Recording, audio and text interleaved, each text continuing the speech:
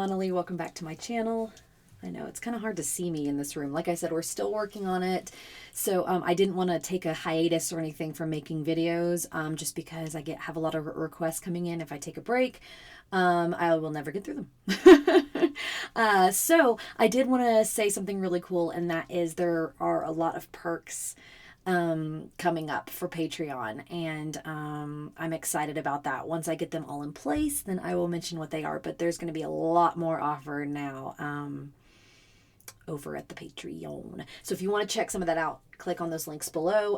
Also, if you do want to join Patreon, I would do it before the beginning of the month, before November 1st, because of how Patreon does things. If you sign up in November, then your first request would be for December, because that's how Patreon, I don't know, it's very strange. If I could find another platform besides Patreon, maybe I would use it. But anyway, so sign up before the 31st, before the 1st of November. That way you get your request, or two, depending on what level you're at, for November. So this is meaning behind the music. So per the poll that I did on Patreon, the chosen song that we're going to figure out a bunch about is Hotel California by the Eagles. Living it up at the Hotel California. Great song, right? My dad loves the Eagles. So I heard it a lot, as well as other Eagles songs. I have an appreciation for the Eagles. So let's get started about some things you might not know about this wonderful, wonderful rock song. So we'll start with the basics. It was released as a single February 22nd, 1977. February, March, April, May, June, July, August, September, October. 8 months before my older twin brothers were born. And so it is indeed one of the most successful songs ever. It was certified gold by the RIAA. That's kind of a tongue twister if you don't know what that is. That's the Recording Industry Association of America. After shipping 1 million copies in just 3 months. This is 1977, y'all. This isn't going to iTunes and being like, yeah, download. This is people like going out and buying this album. So in 2009, the RIAA certified Hotel California Platinum for sales of 1 million digital downloads. So now when we can start digitally downloading, people are still downloading Hotel California. In 1988, the guitar solo was voted the best solo of all time by Guitarist magazine. Man, that is a great solo, if you think about it. And so getting into the meaning behind the music, right, which is what this is. The late Glenn Frey penned the lyrics for the hit song along with band members Don Henley and Don Felder. So that's who wrote these songs. So when we get into the song's meanings, well, there's I'm getting tongue twisted because I'm getting excited. So there's been a lot of theories to contemplate what this song represents, right? So the Eagles band members have revealed in many interviews, tons of interviews, that the true meaning behind Hotel California is a commentary on the hedonism and self-indulgence of America, right? All that into living it up at the Hotel California. You don't have to sing through the whole thing. Just like Smoke on the Water, I had to do, Okay. So, here's a quote here. It's basically a song about the dark underbelly of the American dream and about excess in America, which is something we knew a lot about. Don Henley said this in a 2002 interview with 60 Minutes. So he says that it's a song about a journey from innocence to experience. When the Eagles were interviewed, they said it's about the jaded, blasé, hedonistic lifestyle that characterizes California. And indeed, when you listen to the song, there are lyrics that sound like the epitome of that type of lifestyle, right? So they have mirrors on the ceiling, pink champagne on ice, and the Mercedes-Benz, So Hotel California has inspired endless debates on what these lyrics are really about. But to clear it up, it is about excess in America. Now, we are going to get into a few lyrics that speculators have thought have a little bit of deeper meaning. But anyway, in 2005, Henley further explained the meaning of the song to Rolling Stone magazine, which placed Hotel California at number 49 on its list of the 500 greatest songs of all time. And he goes on to explain about how they learned a lot about the excess lifestyle once they moved to California and made it big. So I want to talk about some of these darker meanings, if you will, behind the song. So, other interpretations of the lyrics that are a bit more tantalizing, if you will, darker, definitely, if you will. So one of the most interesting ones is the whole song is a metaphor for a drug trip. And the Hotel California, THC, right? Spells out the principal components in grass, which we all know, and weed, which needless to say was extremely popular in Southern California and everywhere, I think, in the 70s. So if you listen at the beginning of the song, on a dark desert highway, cool wind in my hair, warm smell of colitas rising up through the air. So they're saying that colitas in America could be code word for smoking the doobies. And then a woman appears out of nowhere. Then she stood in the hallway. I heard the mission bell and I was thinking to myself, this could be heaven or this could be hell. So it could be this whole initiation into drugs, right? Which when big bands, especially rock bands, were moving to California, making it big, drugs, right? So, moving on.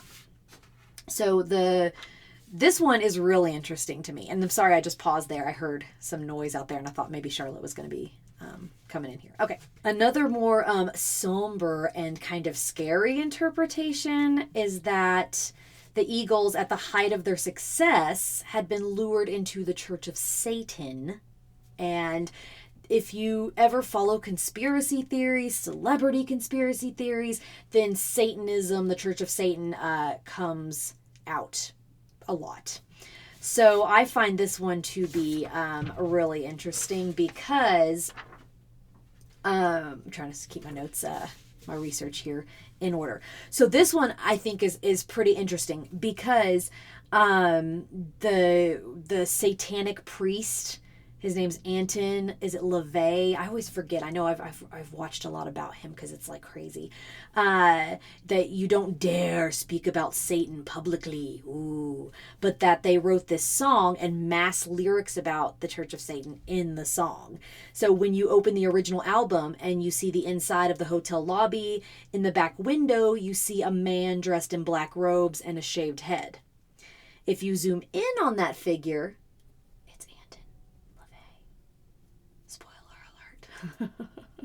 the Church of Satan was established in 1969. If you know the lyrics to Hotel California really well, you know where I'm going with this.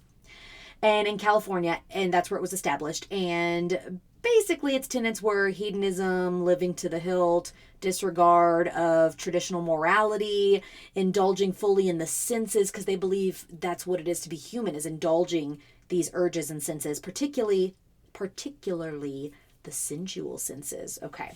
So the lyrics that are indisputable as something regarding Satanism, to me it's indisputable. I mean, think about it. So I called up the captain, please bring me my wine. He said we haven't had that spirit here since 1969.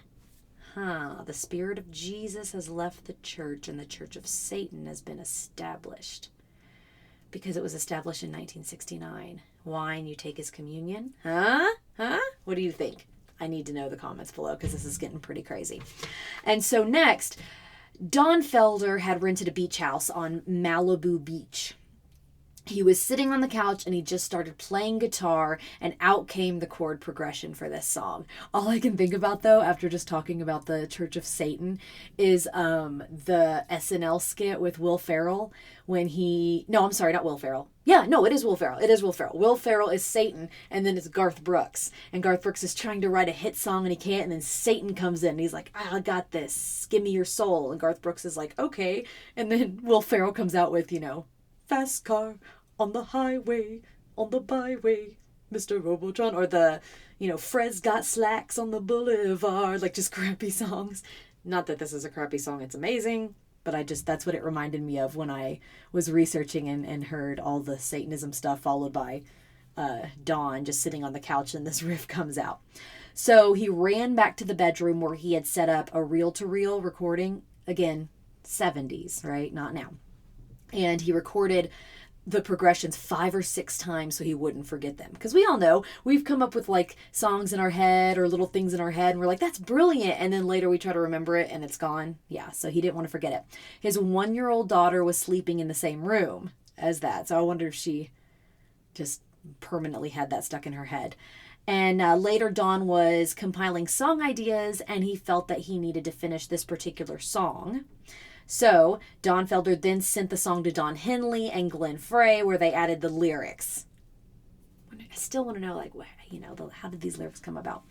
Glenn Frey said, quote, Don Felder used to send Henley and I instrumental tapes, so Don and I were listening to one of his cassettes when this song, quote, Hotel California, came up when we both said, this is kind of interesting. That's it. It's kind of interesting. And Frey added, the first working title, the name we gave it was Mexican Reggae. Can you imagine? Number 1 on the charts this week, the Eagles, Mexican Reggae. I don't like that title. And Joe Walsh added tunes to the last part of the song. Mexican Reggae. Yeah, I'm not a fan of that. So, in the song, we're going to go a little lighter here than Church of Satan. Let's take it back the other way. There is a playful nod to the band Steely Dan in the song. So the line, they stab it with their steely knives, but they just can't kill the beast, is a playful jab to the rock band Steely Dan. And so Frey revealed in the liner notes of The Very Best Of that they alluded to Steely Dan in Hotel California after Steely Dan made an Eagles reference in their song, Everything You Did. So it's kind of like high-fiving each other in their song lyrics. So the next fun fact here is that Hotel California was declared a song that shaped rock and roll. I think we kind of know that. Like, it's one of the biggest songs. You hear it at every karaoke bar, every piano bar. You're going to hear some version of Hotel California. And everyone's singing, living it up at the Hotel California. Okay, so the Rock and Roll Hall of Fame in Cleveland, Ohio, named Hotel California as one of the songs that shaped rock and roll. They're the ones that named it that. The Eagles were inducted into the Rock and Roll Hall of Fame in 1998, and all 7 former and present members of the group performed Hotel California together on stage. Fantastic performance. Watch it.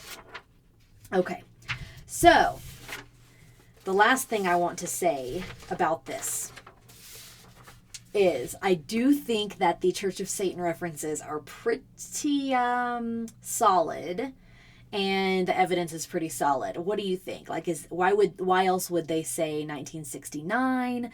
Was there like the wine and like all that kind of reference? What do you think? Do you think that that's a stretch that it's referencing the Church of Satan, especially with the album cover in the middle there? So I think it is obviously about the pink champagne on ice and the mirrors on the ceiling and this life of luxury that the Eagles saw when they came to LA.